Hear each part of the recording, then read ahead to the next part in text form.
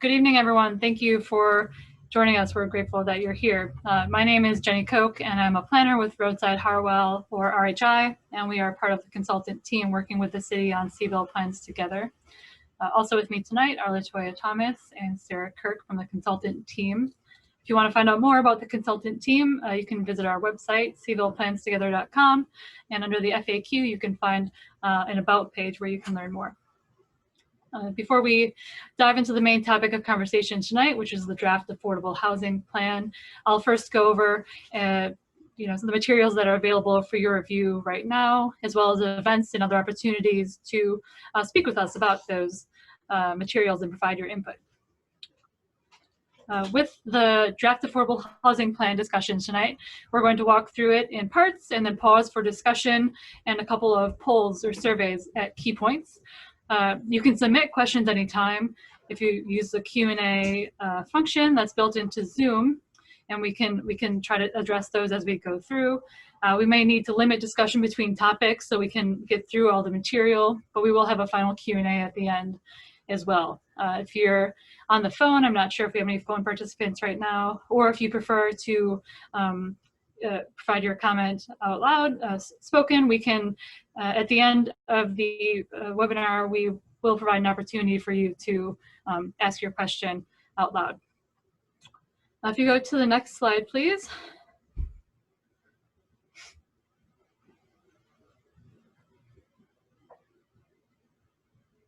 So we know that you likely know what Cville Plans Together is because you're here, but I wanted to just go over a quick reminder of what we're doing here. So Cville Plans Together is the name of a process. We're working first to revise the city's comprehensive plan.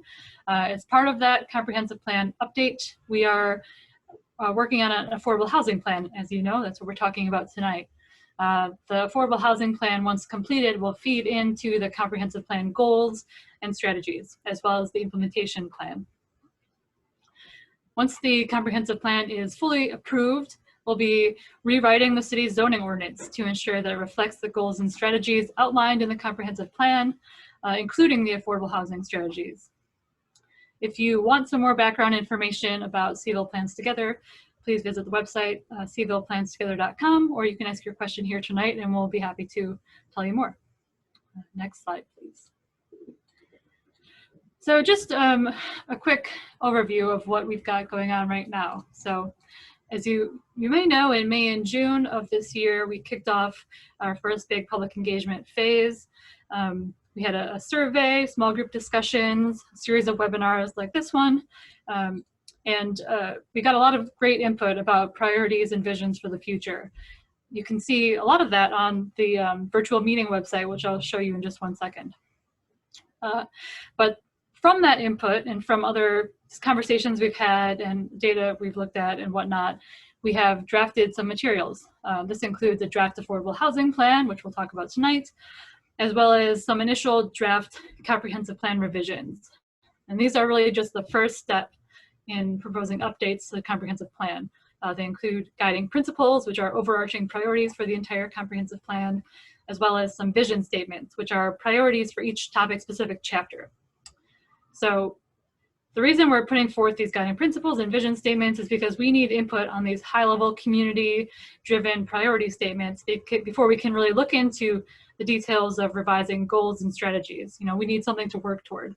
And that includes the future land use map. That will be a next step after we've discussed some of these sort of high-level vision statements, as well as the recommendations in the draft affordable housing plan.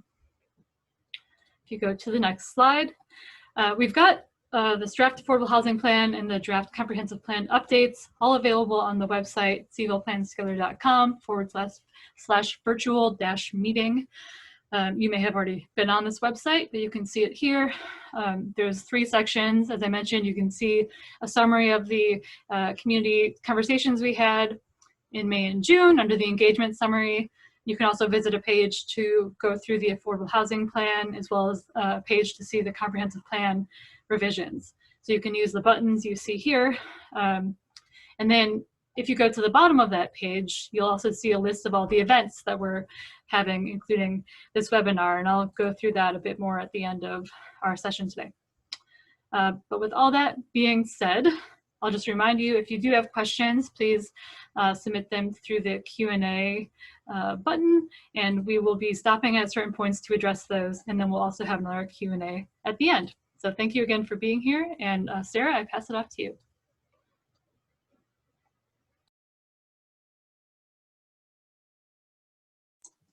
Great, thank you so much, Jenny.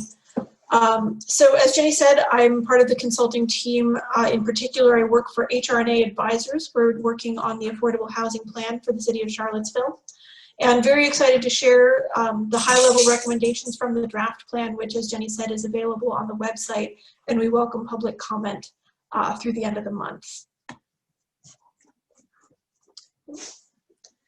As Jenny said, the Affordable Housing Plan is part of the Cville Plans Together overall process. We've been working with the team since it started back in January. And the work that we've done has really involved building on a lot of the work that's already been underway in Charlottesville to identify housing needs and set priorities for the city.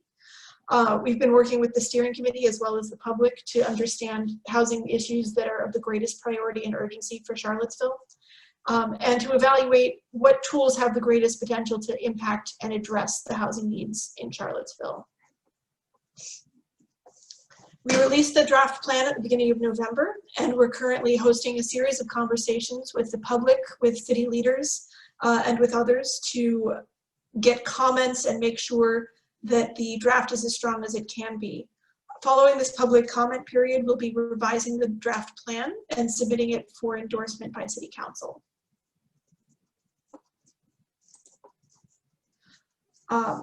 So what we're going to do today during this webinar is to provide an overview of the plan, because there's a lot in there and we want to make sure that everybody understands kind of the layout and the key findings and recommendations.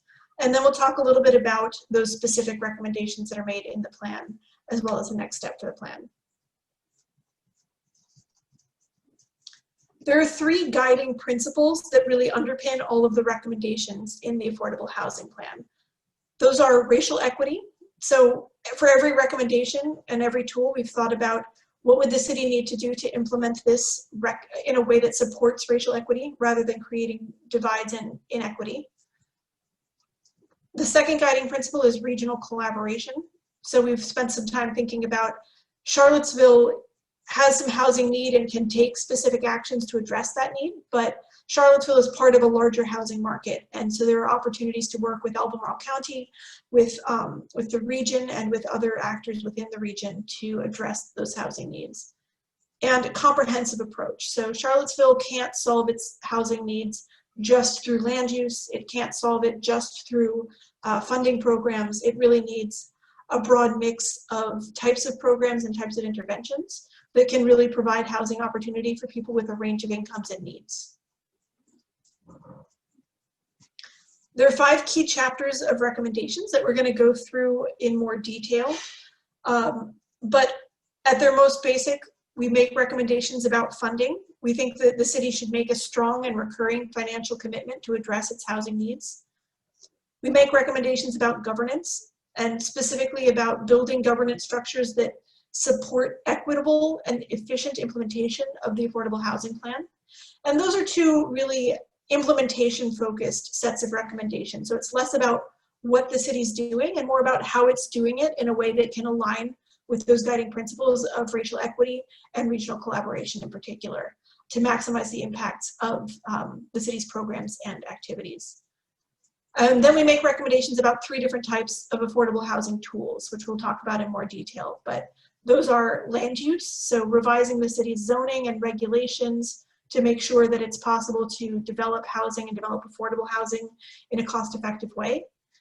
Tenants' rights, so thinking about the rights that tenants have versus their landlords to make sure that people can stay in their homes and aren't facing eviction for undue cause. And subsidy, so thinking about how the city can provide funding to either support the development of new housing, the affordability of homeownership, the preservation of existing affordable housing, and otherwise support that gap of housing affordability. There are a lot of recommendations in the Affordable Housing Plan. There's over 22 tools that we talk through. what we really think are the key ideas or the major initiatives in Charlottesville are dedicating $10 million annually to affordable housing. That's a recommendation that we've made in the plan. And that's a very high level of funding commitment, but it's a slight increase from where the city has been funding recently.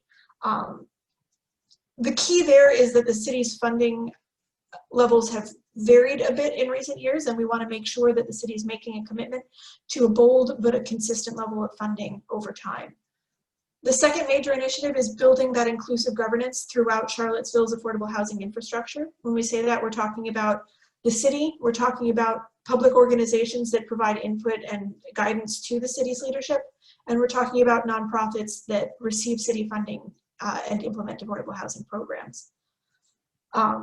And the third major initiative is to adopt progressive and inclusionary zoning reform. So we'll talk about that a little bit more in land use, but that's definitely something that we know there's interest and excitement about in Charlottesville, and that will also feed into the comprehensive plan update and zoning code update.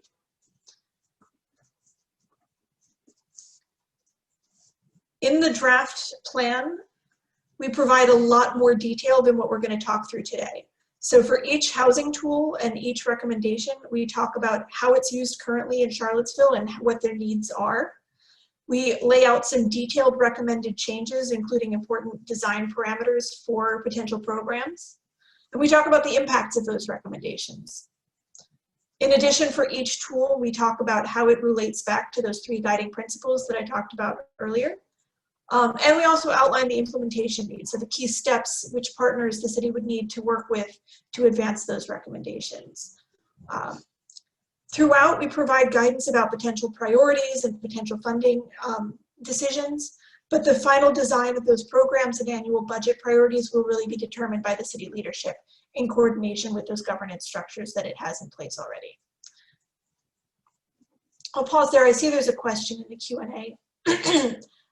Somebody is asking about recommendations about state and federal policy changes that the city and housing advocates can lobby for. We haven't spent a lot of time on federal policy changes, but it is a good point, and we'll talk about it when we get to tenants' rights. There are ways in which Virginia state law limits what the city can do, particularly around tenants' rights. So we do make some recommendations about advocacy that the city can take on at the state level in order to expand what it's able to do.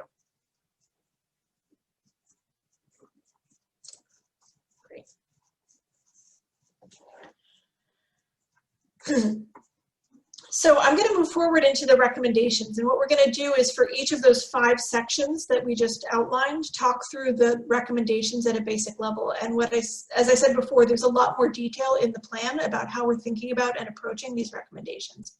And throughout, we're going to stop to ask you a little bit about the priorities that you have for those tools. So the first section is funding. And it's not just about how much funding, but it's about how the city allocates and targets the use of those funds. So as I said, we're talking about the dedication of $10 million per year to fund a range of affordable housing programs. That includes development of new housing, preservation of existing housing, homeownership programs. It also includes tax relief for homeowners to make sure that homeownership stays affordable. And a range of other types of programs. The key, as I mentioned earlier, the city needs to make not only that strong commitment, but it needs to be a consistent and recurring commitment to funding. So the city, rather than having sort of varying levels of funding by year as different needs come up, the city needs to set a consistent level of funding so that its nonprofit partners, so that its own staff can be equipped to manage a consistent level of programming. I see there's a question about the tax implications of the $10 million in annual funding. So that is a really good question. The key answer is we've not talked about the particular funding sources that, we've not made recommendations about the particular funding sources that the city might take funds from in order to meet this commitment. That is fairly close to where the city's already been providing funding. So as I said, this is not $10 million of new funding. This is just consistently targeting that level. So that's part of the answer to that question. And I think the other part of the answer to that question is in the plan we do provide examples of types of places where funding could come from, but it is true that any type of funding allocation like this would require either new funding sources or reallocating funding from other types of programs. That $10 million represents a slight increase over the sort of average of the city's funding over the last few years. So in addition to that scale of funding and the consistency of funding, we make recommendations about how the funding is used. So in particular, we talk about setting particular goals for the use of funding, in particular focused on how much funding is dedicated to serve households at different income levels. So we advocate that 40% of that funding should be targeted to households with incomes of 30% of the area median income and below. It could be more than that, but we advocate that at least that much is set aside and targeted to that income level, and so on. The real value of that is to make sure that the city is actually using its funds to target to the populations with greatest need. And in addition to that, we talk about transparency. So that's, again, talking about providing clear information about not only the allocation of funding, but how it's being spent, what impact it's having, and how it's helping the city to meet its goals. I think we have a poll on funding that we'd like to ask you about how you think about these 4 types of funding recommendations. So the question is, which of these 2 do you view as the top 2? So we see them as all being mutually enforcing, but curious if there are 2 tools that you think are the most critical for Charlottesville.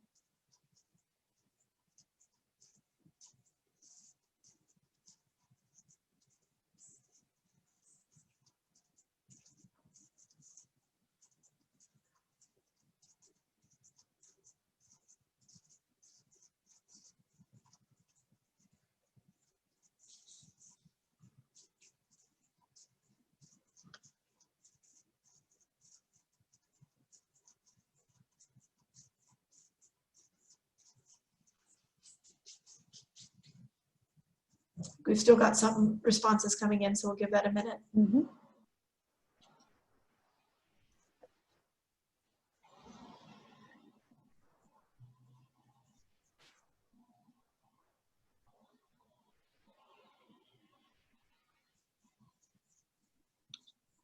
All right, I'm going to go ahead and close the poll.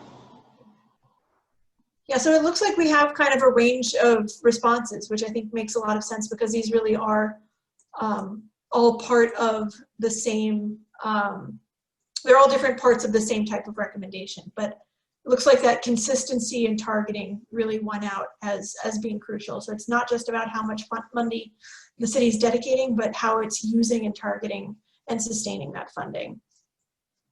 Are there any other questions on the funding recommendations before I move on to the next section?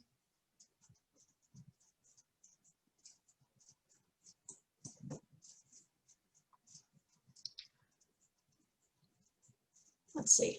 There's a question about the ways in which the HAC, the Housing Advisory Committee, had also come up with a $10 million number. I will say that this is a different number. That tool included a number of different programs that are not actually recommended here.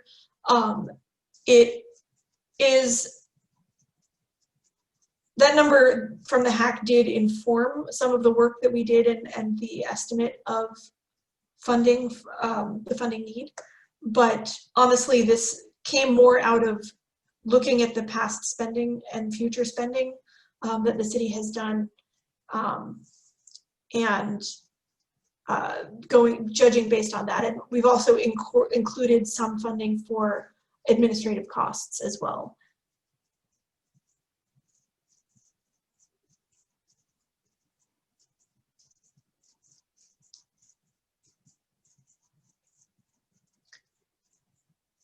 Great. All right, well, I'm going to move on then to governance.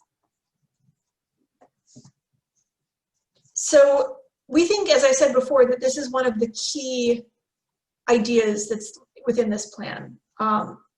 Charlottesville needs to build governance structures that institutionalize an equitable and efficient implementation of the affordable housing plan. And in order to do that, we've made 2 recommendations about public boards or committees that would inform and advise city leadership on priorities and the use of funds for affordable housing. And we've made 2 recommendations about internal processes for city staff that govern the use of funds and the administration of affordable housing programs. So for the Housing Advisory Committee, the key focus of this recommendation is to reform the structure and function of the HAC. Some of the recommendations that we include in that are reducing the membership, but the main focus really is to separate out the funding prioritization from recommendations about priority programs that the city should implement. So we know that there's been some perception of conflicts of interest with the HAC. And so in order to eliminate that, we've recommended taking the funding budgeting advisory piece and moving that into a separate committee, the CAF committee. And so that the Housing Advisory Committee can really be a policy advisor and champion of affordable housing programs for the city. The Charlottesville Affordable Housing Fund Committee then would be made up of a combination of affordable housing professionals, members of the public who are beneficiaries of affordable housing programs, and city staff. And they would make recommendations to city leadership about the use of public funds and help to prioritize funding by program. In both of those, one really key idea that we've embedded throughout the plan is the idea that it's really crucial to have opportunities for community voices to provide input on the city's decision-making processes around housing. So for both groups, we've advocated for a much more diverse membership, including members of the public, including diverse racial and income groups, including housing advocates who are themselves diverse. So there's a lot in there, and I would encourage people to look through it, but really the absolute key recommendation there is understanding that you're going to have different priorities depending on who you talk to. And for that reason, it's really important that the people who have the opportunity to provide that input and guidance to the city reflect the people who live in Charlottesville. The other 2 recommendations on governance are more about the city and its capacity to deliver on the affordable housing plan. So the city has a pretty large infrastructure for affordable housing, and as we've seen, pretty high spending on affordable housing, but does not necessarily have the staff capacity to implement all of those different programs. So we talk about expanding the city's capacity to do that by hiring more housing staff. And we also talk about empowering the city staff to collaborate and be more responsive to community needs. And a part of that is about establishing clear and transparent and most importantly, competitive processes to award grants and loans for affordable housing. So the city needs to be a lot more clear, and that is related to that targeting for funding as well. It needs to be a lot more clear about what it's trying to achieve and what its goals are for the use of funds and how it's going to evaluate applicants and make decisions about who gets funding awards. Are there any questions on governance?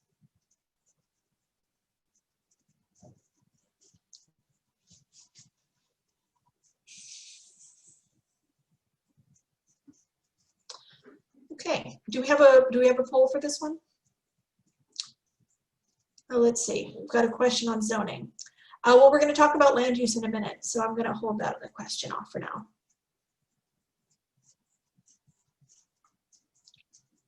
So the question for this poll is, of these 4 governance recommendations, are there 2 that you feel are the most critical to support housing affordability in Charlottesville?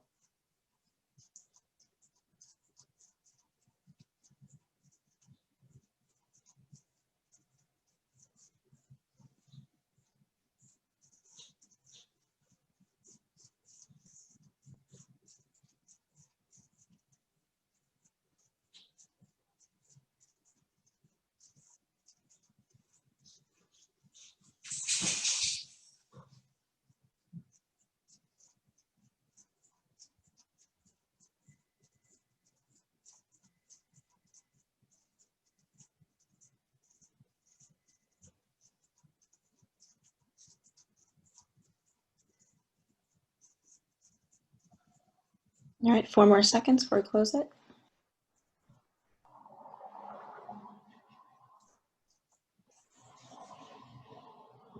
All right.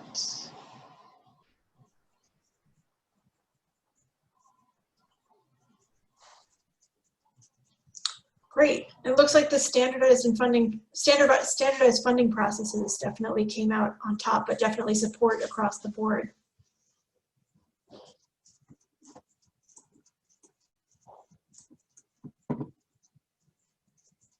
All right. Have we shared those results? Oh yeah, I just shared them. Did no one see them? Oh no, I just want to make sure. I can't always tell what's visible. Oh, yep, they've been pulled from the screen. You're good to go. Fantastic. Okay. So I'm going to move on. The next section is focused less on how the city implements affordable housing and more on what particular actions the city can take. So the first section of those housing tools recommendations is on land use. Now, land use policies shape where housing can be located, what housing looks like, and how much housing is built. It can go a long way towards influencing the supply of housing, but it's not going to be enough to solve affordability on its own. So when we talk about land use recommendations, we're talking about increasing the overall supply of housing and hopefully limiting the market pressures on housing prices. But we're not going to see land use changes bring housing prices down. In addition, we talk about land use as an opportunity to increase access to opportunity and reduce segregation by increasing the amount of housing that can be built in different parts of the city. So as I said, land use changes will not decrease rent, and they can at times create unintended development pressures. So one of the key things in implementing zoning changes is going to be being very thoughtful about where those changes are made and what impacts they might have. In addition, land use changes are not going to meet the needs of extremely low-income households. So it'll increase the supply, it will reduce market pressures, but it's not going to serve the needs of extremely low-income households. You really need a subsidy in order to do that. So there are 4 key recommendations that we have around land use. And the first 2 are really about increasing the supply of housing. And the first 3 are really about increasing the supply of housing, and the third one gets a little bit more directly to affordable housing. So when we talk about by right development, what we mean is that the city does not have as much control over what gets developed. The city can say multifamily housing is generally allowed in these areas and does not require additional special approval in order to get built. So when we talk about multifamily by right, we're talking about changing the city's multifamily zoning and development processes to increase the production of multifamily housing. As it is currently, the city's multifamily zoning is frequently not feasible. Multifamily developments frequently require special use permits, even in areas that are zoned for multifamily. And that creates a barrier to the supply of multifamily housing.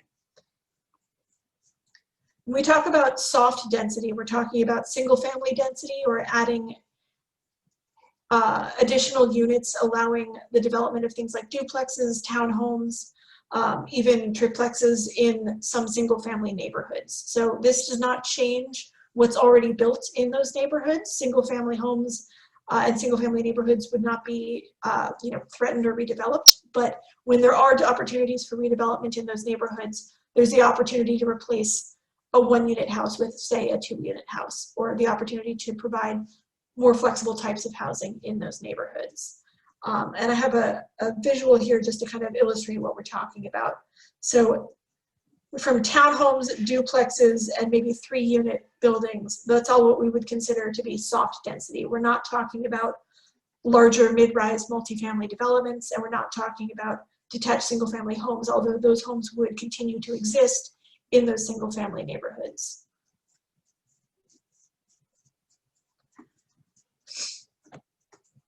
Accessory dwelling units, very similar to soft density. What we're talking about there is allowing and encouraging people to build accessory units or mother-in-law units. They have a number of names, but increasing the flexibility to allow people to develop those. Those are already allowed in most places in Charlottesville. Another key idea there is about providing public funding to help people cover the costs of building an accessory unit in exchange for making that unit affordable to a low-income household. The final recommendation in the land use plan is to create a mandatory inclusionary zoning policy. When we talk about inclusionary zoning, what we mean is saying for new development, we're going to require that developers set aside a portion of those new units to be affordable to low-income households. The city has the authority to do this, and we think they should do this.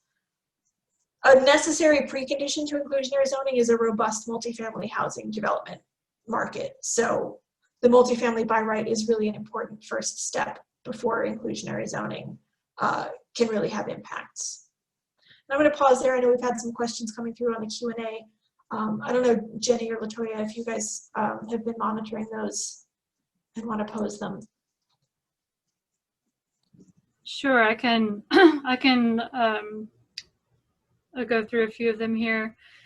So there's one question, wouldn't by right effective soft zoning or soft density, I guess, produce competitive units for low-income housing tax credit development? And noting it's sort of a supply and demand formula. You know, would that soft density produce competitive units for low-income housing tax credits? I'm not sure exactly that I understand the question, but what I think the question is asking is, would allowing soft density mean that developers wouldn't then want to develop LIHTC? And I think they're really two very different products, and both would help to increase the availability of affordable units. Like low-income housing tax credit developments are rental units. They're usually multifamily, and they're the most common form of subsidized housing. When we talk about the soft zoning, we're not talking about subsidized housing. We're talking simply about increasing the number of units that can be developed within single-family neighborhoods. So I'm not sure if I fully understood that question. If we didn't respond to that fully, please let us know. Another question is, wouldn't low-income families or individuals in predominantly BIPOC communities benefit from soft density that would create income? So, yes, and that is something that we are thinking about and talking about, and that will be addressed through the zoning code update. So there's a couple of different things to consider when you think about increasing the density of zoning in single-family neighborhoods. So it can create opportunities for additional units for renters to move into neighborhoods that they might not be able to buy in, but it also provides property owners with the opportunity to build wealth by creating opportunities for rental income from units on their property. The key is going to be to balance that wealth building opportunity with potential displacement pressures, and that's absolutely something that the zoning code update will consider.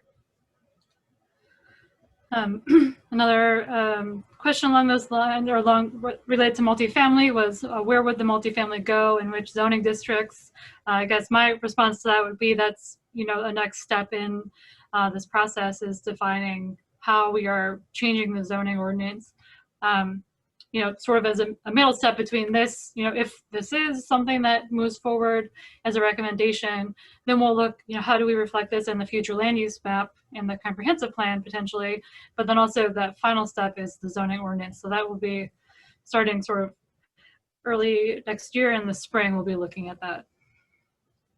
Great. And I know there was another comment that we received kind of before we got into this, this section, asking about, you know, zoning is a less expensive way to accommodate additional supply. And that is true, but as I discussed earlier, zoning will not meet the needs of the lowest income households. So that is why a comprehensive approach to affordable housing is one of the guiding principles of the plan. You can't solve the Charlottesville's affordable housing need through supply only, but supply is a really important part of meeting Charlottesville's needs. Thanks. Let's see. We still have a few questions, and then we'll look to move to the next section. But there's one question that just came in. Are there specific mechanisms being recommended to help prevent more density from driving displacement and gentrification, especially in already lower income neighborhoods? Yeah, I'll answer a part of that, and I think Jenny, you might be able to answer a part of it as well. One of the subsidy recommendations that we make is that the city should maintain and expand as much as it can its property tax relief program to help low-income households to maintain affordable homeownership.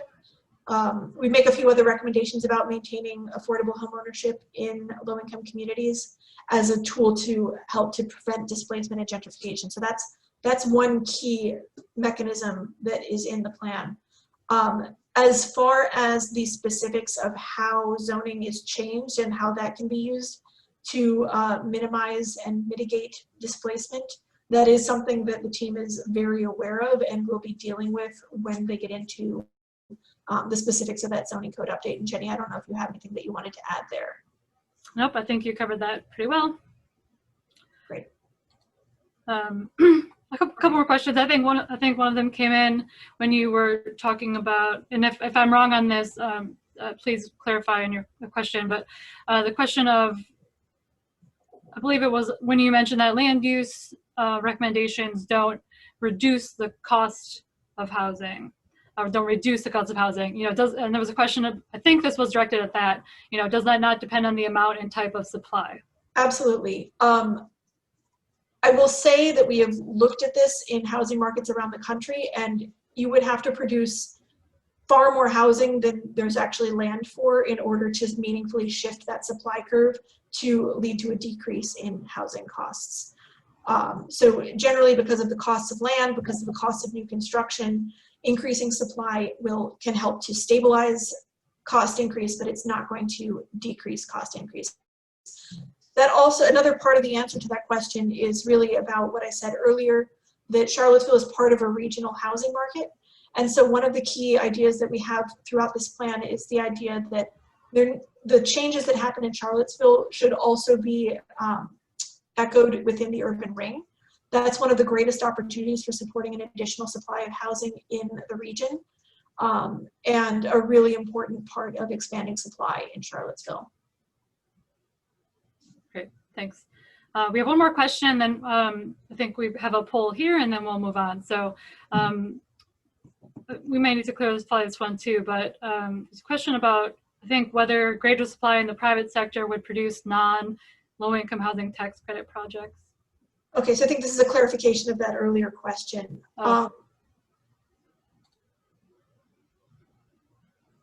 The greater supply. So I think the question is saying that if increasing supply would make it less desirable to LIHTC developers to do LIHTC housing, and I think that's fundamentally not likely to happen. LIHTC developers have a very different model, and it's a pool of funding that is available at the federal level to provide affordable housing. If there is the opportunity to build LIHTC, and that it can be done given local regulations, developers will work to make it happen. And it's a fundamentally different product type than soft density housing. Okay, great. Okay, well, with that, let's go ahead and do the poll for this one. Thanks for all those great questions. So this is, again, the same question. Within these 4 tools, are there one or maybe 2 at most, ideally 1, that you view as the most critical to supporting housing affordability in Charlottesville? It will be just 1 for this one. This is a select 1 question. There you go. You have to select 1.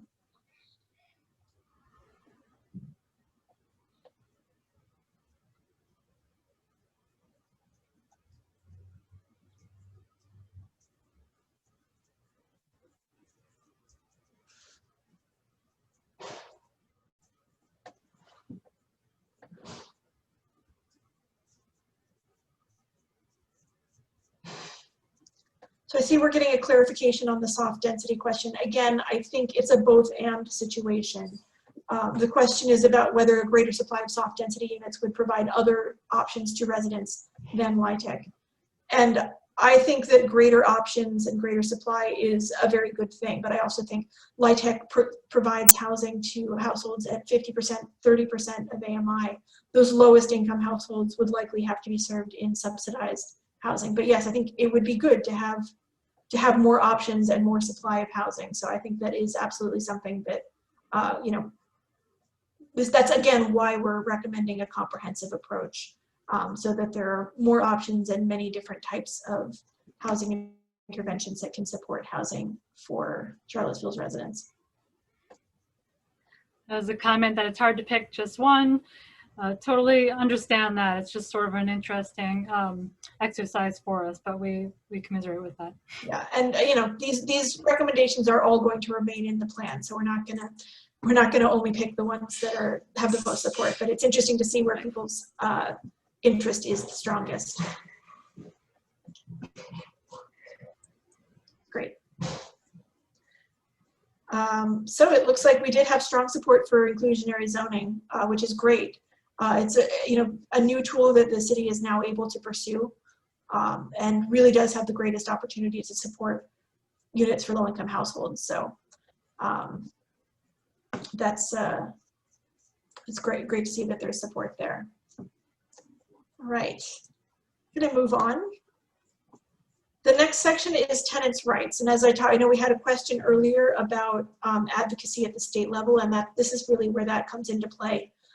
Tenants' rights, when we talk about tenants' rights, we talk about the balance of power between tenants and landlords. In Virginia, the balance of power tends to be with the landlords. But tenants' rights can help to protect tenants from predatory practices and make sure that they can maintain housing stability. So they can help to cushion market pressures and help existing tenants to stay in their homes, and lead to that better balance between tenants and landlords. However, tenants' rights are not going to create new affordable units. They're more about helping people stay in the units that they're already living in. And as we've said, in Virginia, tenants' rights are fairly restricted. So there's limited opportunity for Charlottesville to meaningfully advance this, but we've made some recommendations, both about how the city can advance tenants' rights, where it has the authority to do so, and where it might have the most opportunity to advance advocacy at the state level. So the first two recommendations are really about how the city uses its funds to enhance tenants' rights for residents of Charlottesville. So for developments receiving city assistance, what we're talking about there is when the city provides funding for the development of affordable housing, it can ask for and require the recipients of that funding to provide enhanced tenants' rights. That would be things like agreeing to a just cause for eviction, or a mediation process prior to filing eviction, and things like that. We also talk about funding a right to counsel. So the city can't require right to counsel in all eviction cases, but what it can do is provide funding that will enable it to require or provide access to legal services, including mediation or representation in court for residents who are facing eviction. That really does help to balance the power between landlords and tenants, to make sure that tenants are able to fight any unfair or illegal eviction and delay the eviction process in order to stay in their homes. The other two tools, just cause eviction, is not something that the city can provide currently, but we talk about the city advocating for enabling legislation at the state level to support just cause eviction. What that means is making sure that landlords have to state a specific and valid reason for evicting a tenant. The other tool is rent control, so advocating for legislation to limit how much rent can be increased on market rate units every year. Let's see, we've got a question here about the legislative, yeah, okay. I think it's a recommendation. Recommendation that we talk to the legislative liaison. I believe we've talked with some local representatives as well, but always good to talk to more people about opportunities to support state level legislation. Are there any questions about tenants' rights? Again, these tools are a bit more limited because of limitations on what the city can do, but a really important part of that comprehensive approach that we talked about.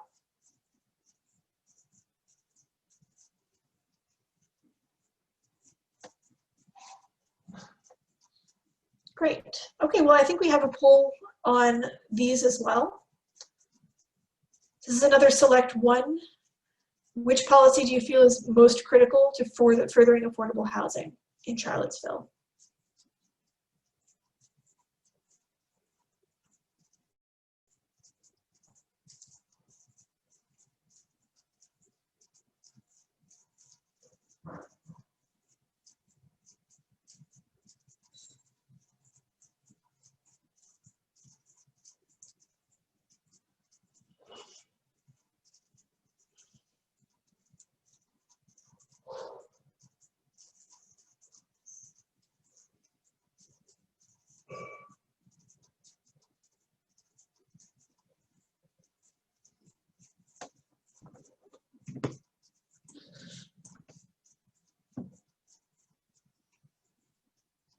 All right, I'll close it in 5 more seconds.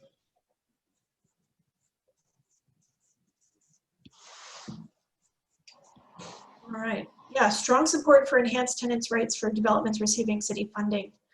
And we think, I mean, that's such an easy thing for the city to do that it really makes a lot of sense. Looks like we've also got a lot of support for rent control, which is interesting to see. So definitely an area for future advocacy with the state. Great.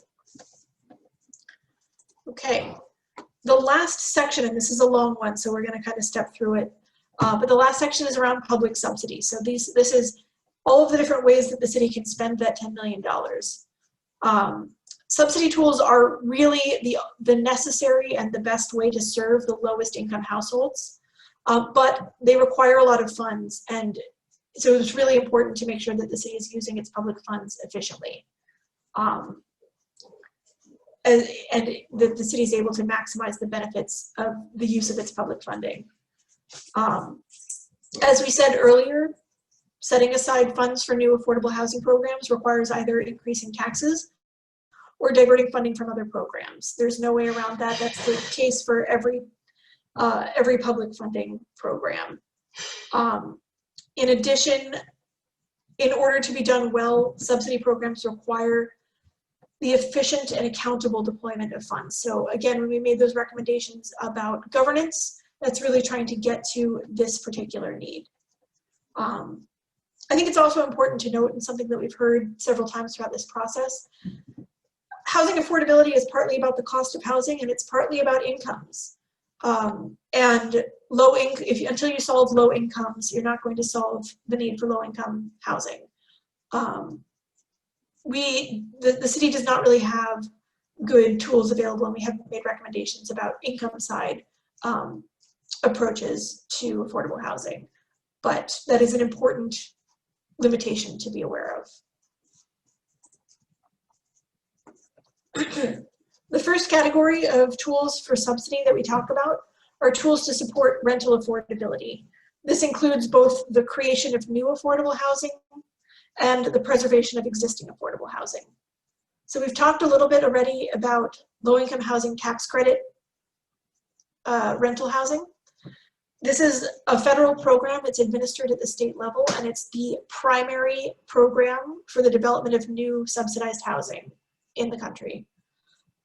Because of high land costs, because of high construction costs in Charlottesville and many other places, it's very difficult to make LIHTC projects work without significant local subsidy. The city's already been providing gap financing for LIHTC projects, and we think that the city should continue to do that by making low interest loans and grants to help fund development costs. Again, this is a key place where that competitive funding process comes into play to make sure that funds are being used both efficiently and in a way that's aligned with the city's goals. Similarly, public housing redevelopment, CRHA, is in the process of modernizing its public housing, and the city has and should continue to be a funding partner in that effort. We've also made recommendations about a housing preservation fund. So this is, particularly in a place like Charlottesville where it can be difficult to build new large-scale housing, preserving existing affordable housing that's either market rate and affordable or subsidized housing that is at risk of being redeveloped, and I'm sorry, redeveloped for profit and taken out of the pool of affordable housing. The city can dedicate funding through a preservation fund to preserve the long-term affordability of those units by taking them out of the for-profit market. And finally, land banking is both about rental affordability and affordable homeownership, but an opportunity to provide public land equity in order to develop affordable housing. Let's see. We have a couple of questions coming in here. There's a question about, would we include long-term real estate tax abatement programs to promote affordable housing development? That is when we talk about real estate tax abatement, I assume that that's talking about for developers rather than for affordable homeownership. We do talk about tax abatement for affordable homeownership in the homeownership section. For rental affordability, we don't talk about tax abatement specifically, but that is another opportunity or another type of subsidy that could be provided for low-income housing tax credits, in addition to low-interest loans and grants. So that is something that could be done. I'm not sure about the legality in Virginia. It may not be possible, but upfront financing is a really crucial tool for the preservation or the production of subsidized rental housing. Let's see, we have a comment, a regional approach to income building is especially important. I agree, I think that's important. It's not something that's currently contained within the affordable housing plan. Jenny, I don't know if you want to talk about approaches to that within the comprehensive plan. Yeah, that's something we're definitely looking at. Wealth building, access to good jobs and training. That's all something that comes out in the comprehensive plan. So, it obviously connects in with this affordable housing plan, but that's something we'll be exploring further as we go along. Yeah. And then we've got a couple of questions about the opportunities for public-private partnerships, particularly using public land to support affordable housing development. We did look at that. The city doesn't have a large volume of available sites that could be used for affordable housing development, but that is another form of subsidy that can be used to support the development or redevelopment of affordable housing. I'm sorry, getting a clarification here. The question is about using private land. I'm not sure I understand the question. Eliminating land costs on private land. I'm not sure I'm following the logic of that question. Jenny, do you have thoughts about here? They may be asking, if there is a private land being used and then there's investor and city investment, having some sort of partnership, could that be a way to sort of eliminate that land cost on the public side and create some new opportunities? Yes, I think essentially the gap financing tool that we're talking about for LIHTC does that. So that is when a private developer is looking to develop affordable housing, but has a gap due to high land costs or other development costs, finding ways for the city to help to reduce and close that gap by providing affordable financing. So that is very much that public-private partnership model.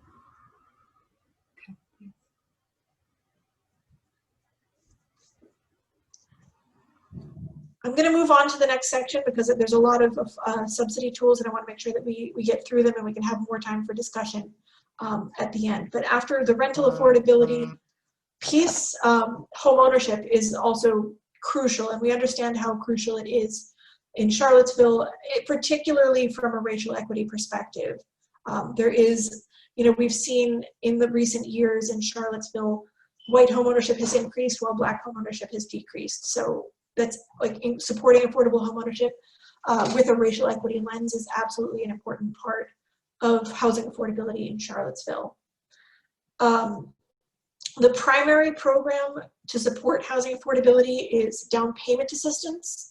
So what this is a program that exists in Charlottesville. We've made some recommendations about changes for it, but the intent is to reduce the upfront costs of homeownership by helping to pay for closing costs and down payment for income qualified households. Because of the high cost of many homes in Charlottesville, there's not a lot of housing available to meet that need. So we've talked about ways to revise the existing programs in order to be able to serve a larger number of households.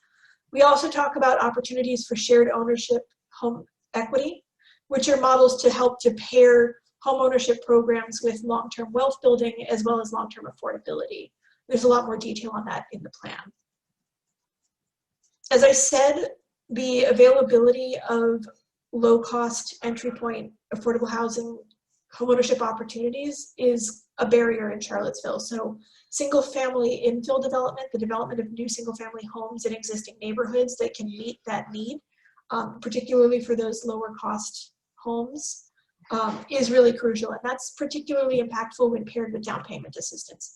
You have a pipeline of new homes that are broadly affordable to income qualified households, and you can pair that with down payment assistance for those households to access home ownership. It's a really powerful way to increase home ownership.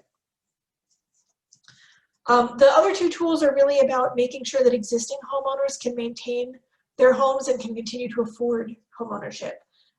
We recommend that through two different methods, both of which are already in existence in Charlottesville, but again, we make some recommendations about tweaking or expanding those programs. So owner-occupied rehabilitation assistance, that's making sure that homeowners can afford to make necessary repairs to their homes to maintain safe, quality housing.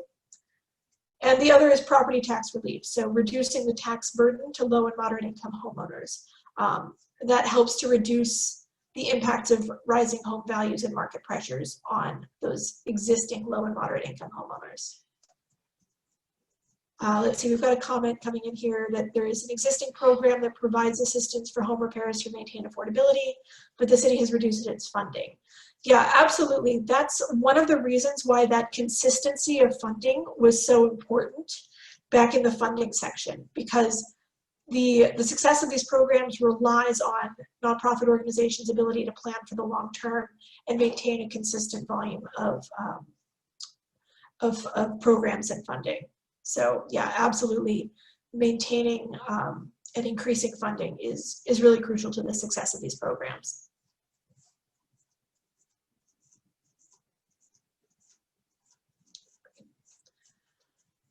Okay, the third section for the subsidy tools is about rental assistance for tenants. Again, these are programs that exist in Charlottesville, and we've made recommendations about how to tweak or expand them. So the city has a tenant-based voucher program, and we think that the city should absolutely continue to provide tenant subsidies for rental housing throughout the city. So what that is a voucher that pays the difference between what the household can afford to pay and what the market rent is on that home. It's a really effective way of getting low and very low income households into stable housing, even in market rate housing. And the other program is emergency rental assistance. This is really for households that are facing eviction because they can't pay their rent due to an emergency need. And with COVID-19, with the economic downturn that's going on, we know a lot of people have lost their jobs and are facing eviction. So this is going to be a really crucial near-term need, and we think that there's an opportunity for the city to transition that into a permanent eviction prevention fund. That was a lot, and I can go back to any of those slides, but are there any other questions about subsidy at this point?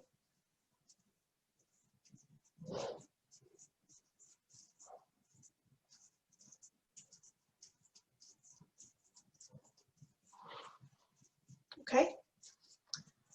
I think we have a poll on subsidy tools. All right, so for each of those three sections of affordable housing tools, we're asking you to pick the most critical.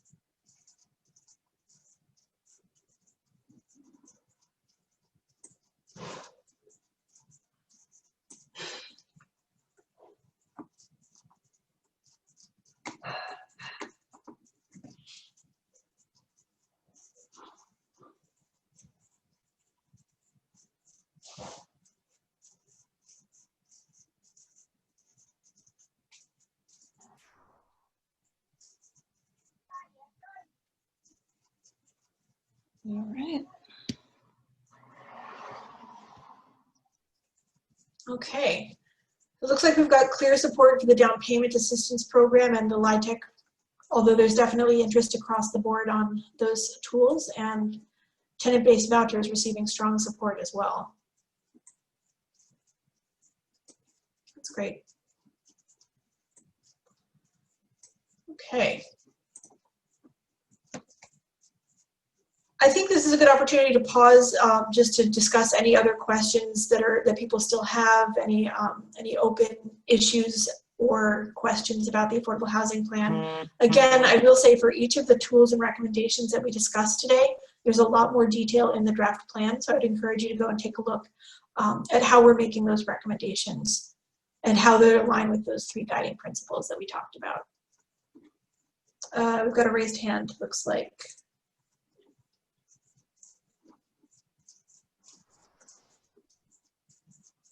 One second. Alexander, go ahead and unmute yourself. All right, can you hear me? We got you. All right, I'm sorry if I'm doing it from the phone because I was late to begin with. So No problem. I have a question. I'm a disabled person, and right now I was standing in the line for years for voucher for the tenant voucher. And so I withdrawing my Social Security disability pension. This is only my income. Sometimes, occasionally, my mom's helping me and paying the bills and the rest of the stuff on the household. So my pension is $1,199. My rent is $1,140. So as you can see, I'm not making this at all. Is it considered as the emergency situation or no?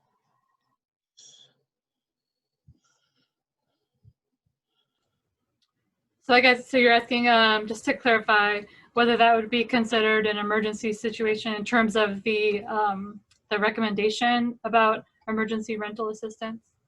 Right. That's what I'm asking. Is it considered as the emergency situation for the emergency help towards rent? I believe, and I am not completely sure on this, but I believe that if an eviction has been filed, or you're otherwise facing eviction proceedings, that is where the current emergency rental assistance programs would kick in. So where I can go with this request? I mean, because it's the first time I'm hearing about emergency situation helping thing, and it seems like I'm eligible for that. So I guess my question is, do I go on the 5th Street, 1600 5th Street, and go from there? Or where I start with that? I mean, what should I do in order to apply for this help? Sure. Well, maybe what we can do, Alexander, is I don't know if we have your phone number or your email address, maybe from your registration. We'd be happy to connect you with some information about that. Sure. Who I have to provide that? My phone number and my email address. I can give it you right now. Latoya, do we have that from registration and email address? I'm checking right now. Give me 1 second. My email, I was entering my email. I'm not sure about the phone number. Okay, well, we'll check on that. And we'll Just hang see tight what you... hang tight for 1 second. Sure. Alexander, if I have your email, I'm just going to email you offline. Just give me 1 second. Well, Alexander, I have your email. I have your email, Alexander, so you'll get an email from Latoya. after the meeting, okay? Latoya? Yes. Okay. All right. Because tomorrow I'm going to fill up this special papers which they send about tenant vouchers. But maybe I don't even need to fill this up. Maybe I just need to fill up the emergency situation papers. Well, I will email you after the call so we can get all of your contact info and then try to connect you to the right resources. Okay. Okay. There's a question in the Q&A about when there will be a draft plan map that shows where those zoning changes are being considered. Jenny, do you want to talk about that? Yeah, so as you've ascertained, we don't have a draft land use map out right now. We wanted to have some discussions about some of these land use recommendations as part of the affordable housing plan. Once we've gone through November and we're in early December, having gotten feedback from the community, from City Council, from Planning Commission, and others, we'll be working through December on initial drafts of the land use map. And the plan is to, in January, hopefully have a discussion with Planning Commission around that, and then prepare that to be reviewed by the larger community.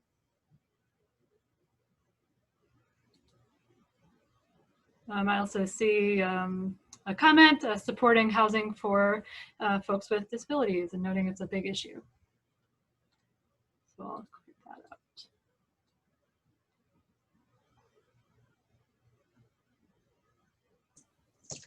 Okay, well, I'll talk through some next steps, and then we can have. I know Jenny has some more materials to present, and we can also talk more broadly if needed about affordable housing.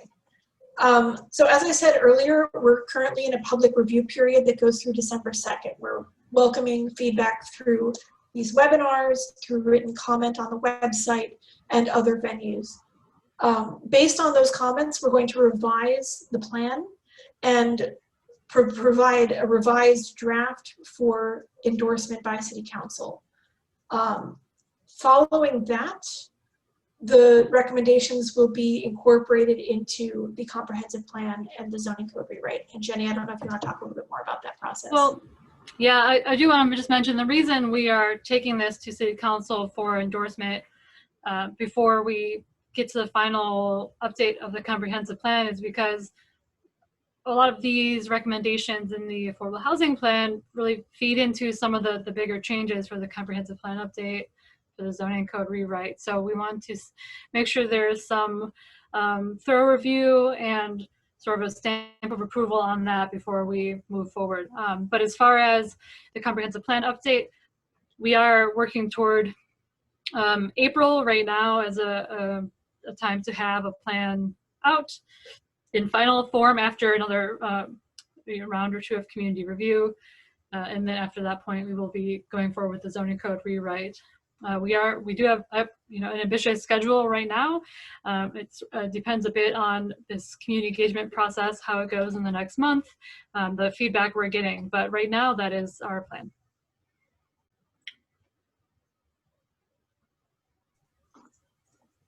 Okay, that is the end of the materials that we had presented. It's all of the recommendations that are in the affordable housing plan, as well as some of the key ideas that we really wanted to communicate through it.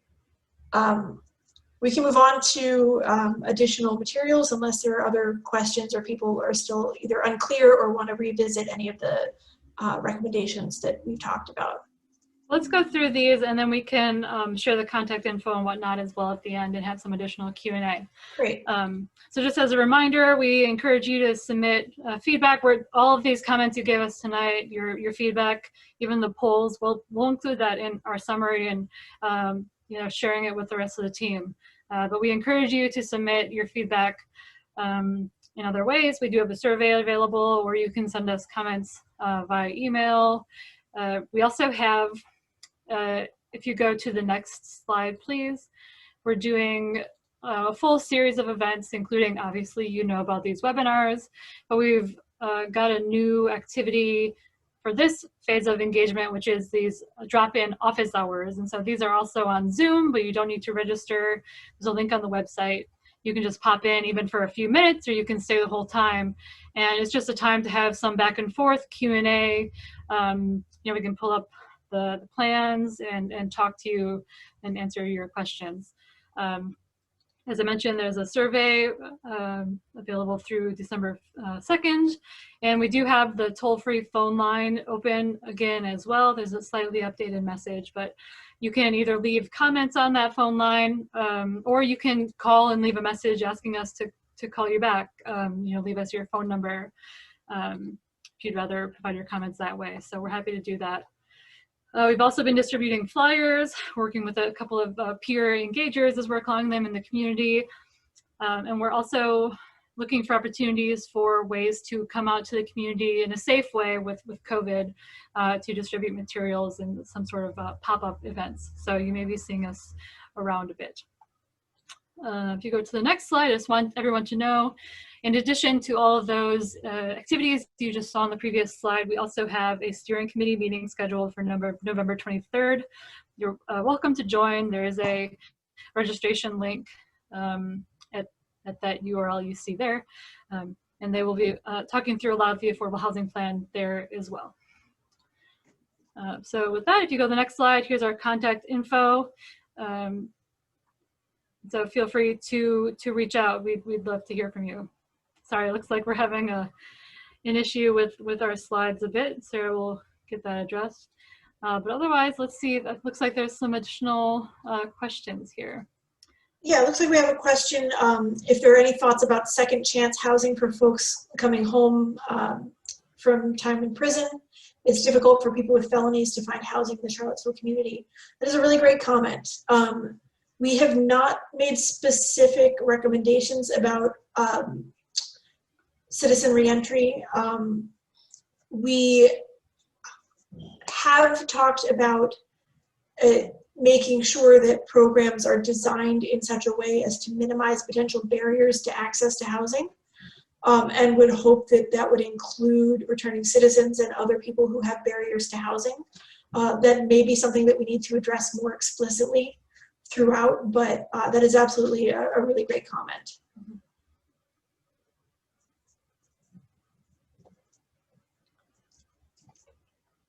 Any other questions, or if you'd like to speak, talk with us out loud, you can use the raise your hand button and we'll take you off mute.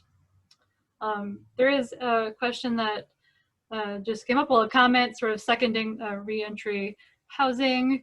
And then there was a question of, do you address homeless housing? We do not talk about shelter housing, but we do talk about the needs of households that are either facing homelessness or coming out of homelessness. So that is something that is in there. We also talk about just sort of the level of need of homelessness in Charlottesville as well.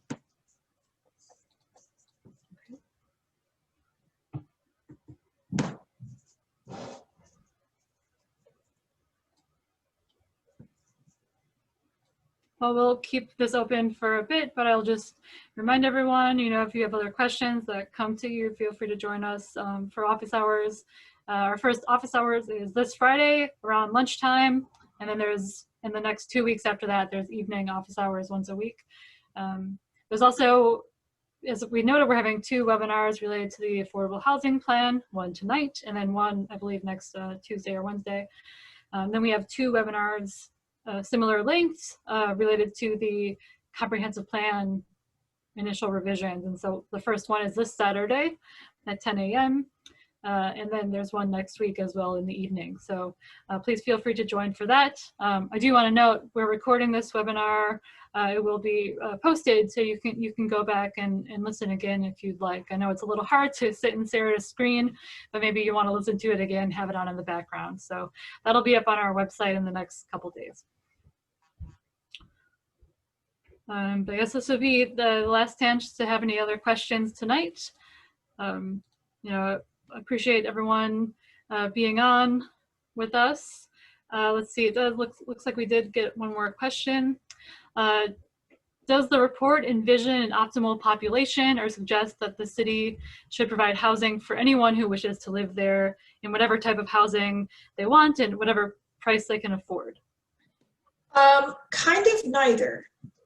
I think that the housing plan really takes the view that Charlottesville is growing. There are a lot of people who are moving to this city, and therefore the city needs to take steps in order to accommodate that growing population. So I suppose that is sort of the second one. It's really about making sure that the city can continue to accommodate the needs of its population.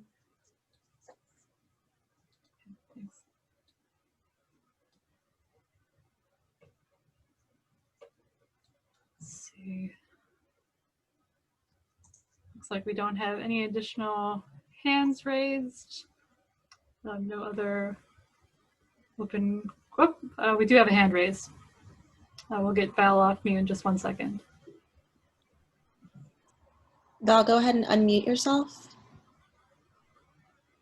There you go. Hello, good evening. Thank you, ladies, for hosting this event. Okay. I have a question in regards to like transportation. How do you see transportation? How do you see transportation supporting affordable housing and making sure that people in affordable housing, wherever they are, have access to jobs and grocery stores, and et cetera? So I'm happy to start on that, Sarah. That's a great question, Val. That's something we're definitely thinking about for the comprehensive plan. First of all, I'll say that's if you look through the vision statements, there's elements of that, making sure people have access to transportation options. But though we didn't put out maps of where we envision potential multifamily going and whatnot, you know, thinking about how we can align that with transit access, for example, both current transit and potential future transit. You know, that is something we've talked about in the development of the affordable housing plan, but there aren't specific locational recommendations in that way. Sarah, do you want to elaborate on that at all? Yeah, we do recognize the importance of access to opportunity, again, both within the city and the urban ring and the region more generally.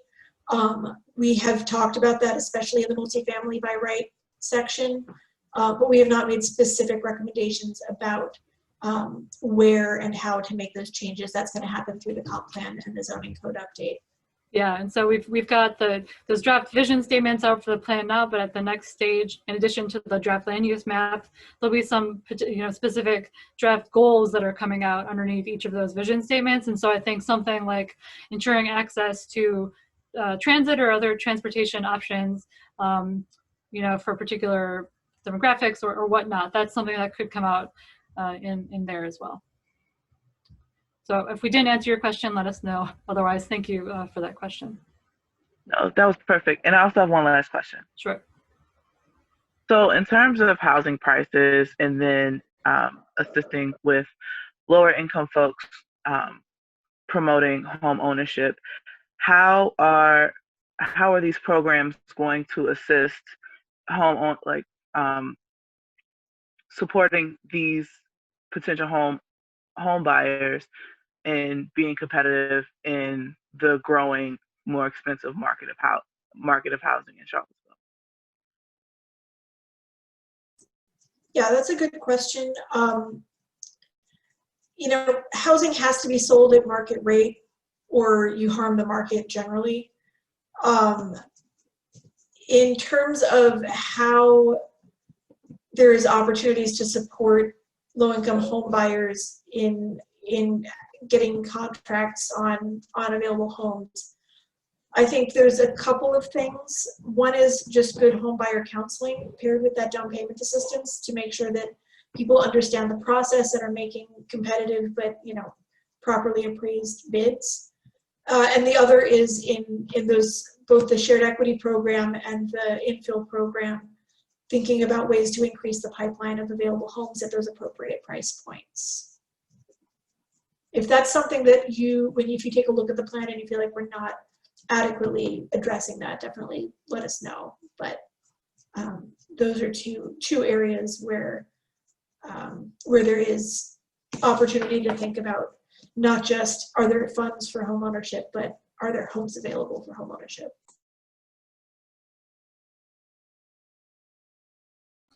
Thank you.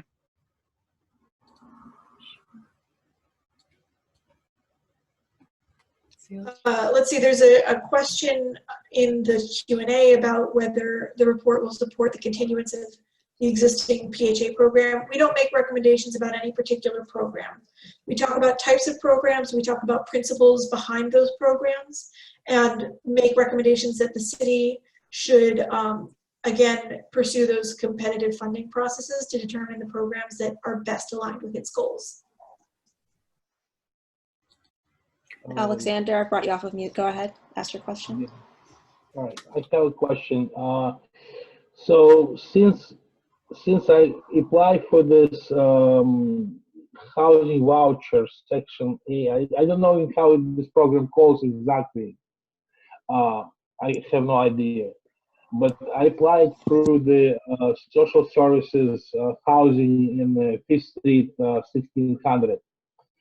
So I've been there for quite a few years, and how they told me, they said that it's a lottery-based system. So they're not going by the line. They're going by the random number, and then they select a person. And my question is it true like this? And if it's true, then is it fair? Because some people can wait for years and not getting anything, and some people are just getting it right away.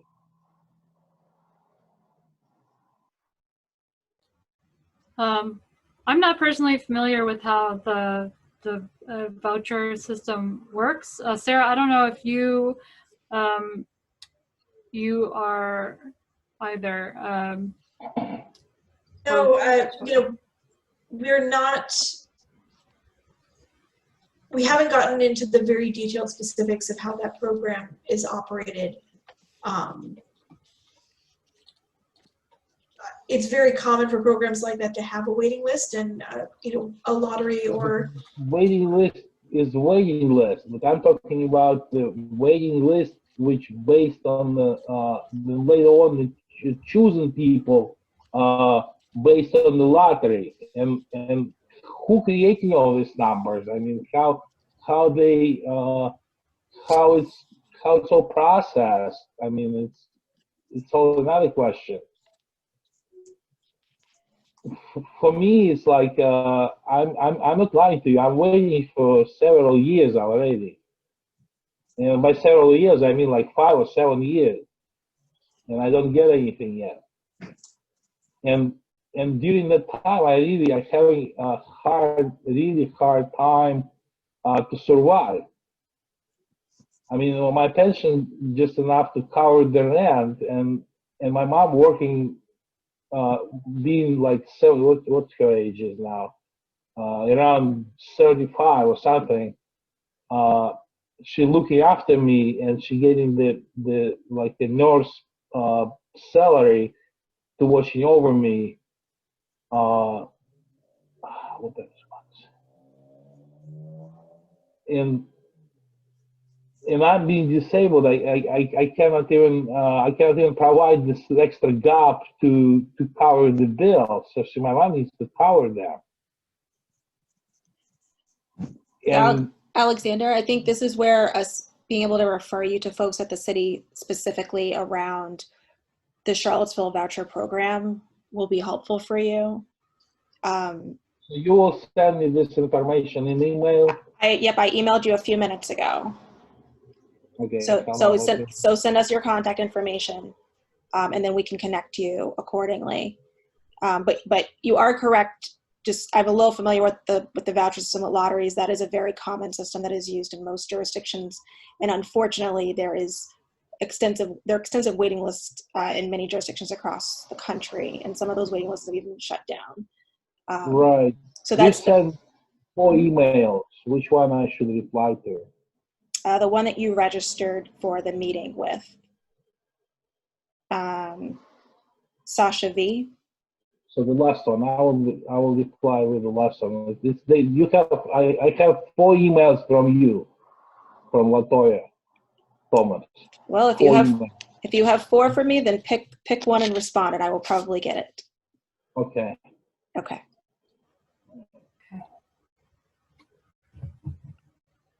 Great. Well, it looks like we don't have additional Q&A and no additional hands raised. So being that we are right at 8 o'clock, which is perfect timing, I want to thank everyone again for these really great questions and comments that you submitted. You know, we're looking forward to continuing to get your input and talk with you all through the month. And then, you know, working with you as we move forward here.